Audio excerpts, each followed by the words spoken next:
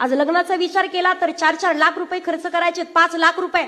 एका मुलीचं लग्न होत नाही तोपर्यंत दुसरी लग्नाला येते, दुसरीचं लग्न होत नाही तोपर्यंत तिसरी लग्नाला येते, तिसरीचं लग्न होत नाही तोपर्यंत पहिली बाळांतपणाला येते.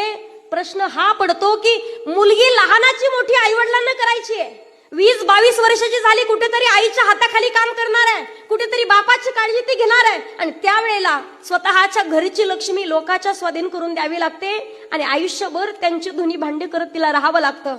प्रश्न हा पडतो, ज्या वेळेला तिला संतान जन्माला येईल ना, तिचं बाळांतपण सुद्धा त्या आई बापाला करावं लागतं.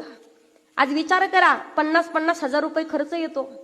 किती गडगंज श्रीमंती असेल पोरीच्या सासरला, पण बाप अगदी गरीब आहे, लोकांचे व्याजानं पैसे काढलेत त्यानं. हा प्रश्न कधीच पोरांच्या बापाच्या डोक्यात येत नाहीये.